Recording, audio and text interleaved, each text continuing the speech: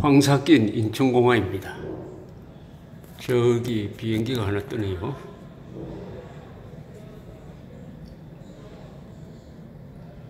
그런데 구름 속으로 들어가 버립니다.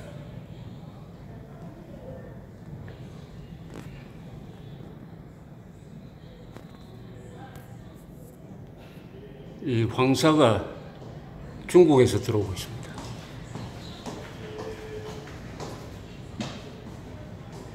그런데 우리 정부는 중국에 대해서 항의할 줄은 모릅니다. 핵폭탄 맞아서 안 죽으려고 사드 배치하는 데 대해서는 중국이 간섭을 해도 끽소리 못하고 사드 추가 배치 안 하겠다고 하고, 지금 배치하는 성주는 대목군들이 포위를 해가지고 미군이 제대로 작업도 못하게 만들어 놓고 있습니다. 이 하늘을 빼앗아 갔습니다, 중국이. 그런데 항의 한마디 하지 않고 있습니다. 일본이, 미국이 그랬다고 하면 아마 난리가 났을 겁니다. 중국, 북한에 대해서는 굴욕적이고 비굴하고, 미국, 일본에 대해서는 가혹하고 배신적이고. 그런데 북한의 핵을 제거하려고 하는 나라는 미국과 일본입니다.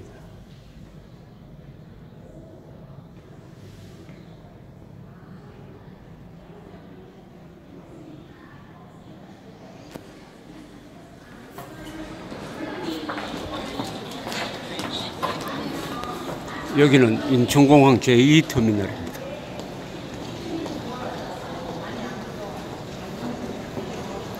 새로 생긴 시설이라서 아주 멋집니다.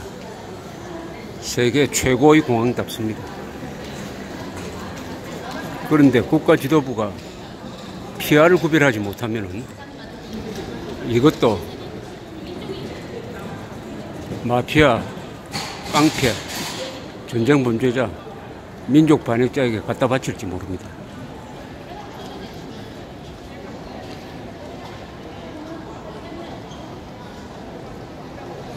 이 정부의 주적은 북한군이 아니고 대한민국이 아닌가 생각될 때가 있습니다. 대한민국, 민족사적 정통성, 자유민주적 정체성을 부정하고 북한 노동당 정권이 주적이라는 점에 동의하지 않고 수도권에 사드 배치도 못하게 하고 핵 대피 훈련도 하지 않고, 그렇다면 김정은의 안전을 위해서 5천만 국민의 안전을 희생시키는 거죠. 그렇다면 주적이 대한민국 또는 대한민국 국민이라고 봐야 되죠. 김정은이 주적이 아니라고 생각하는 대통령이나 군대가 있다면 총뿌리를 누구한테 돌려야 됩니까?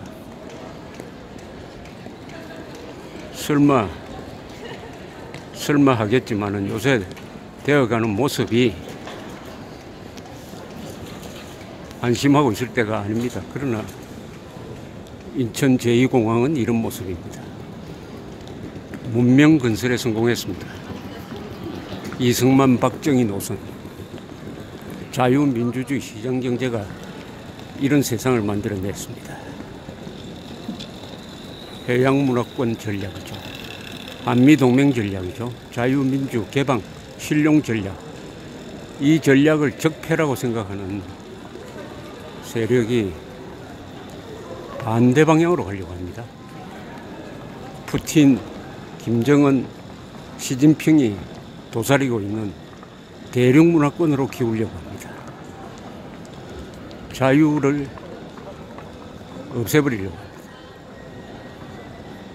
그 자리에 자유민주주의가 아닌 이상한 민주주의를 갖다 놓으려고 합니다.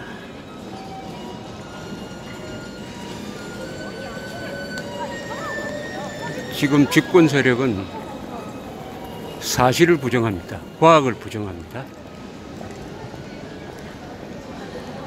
그러면은 문명의 기초가 무너집니다. 문명은 사실과 과학, 합리성, 법치 위에 서 있는 것입니다. 지금 정권은 제도를 바꾸려고 하는 걸 넘어서 제도를 파괴하려고 합니다. 시스템과 제도, 이것을 건설했습니다. 지난 70년 동안. 그것을 보수하는 정도가 아니라 적폐로 몰아가지고 악으로, 적으로 규정하기 시작하면은 대한민국은 내부로부터 붕괴하게 될 것입니다. 베네수엘라 꼴이 될지도 모릅니다.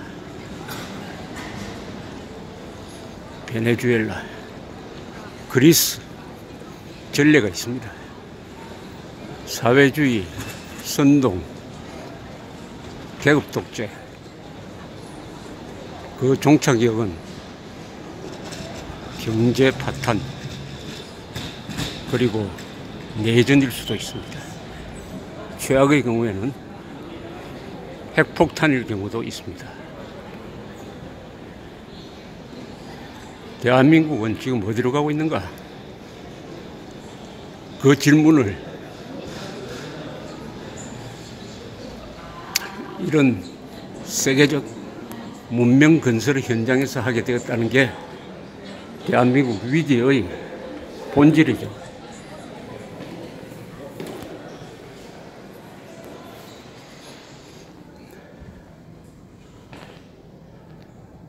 인천공항 제2터미널에서 말씀드렸습니다.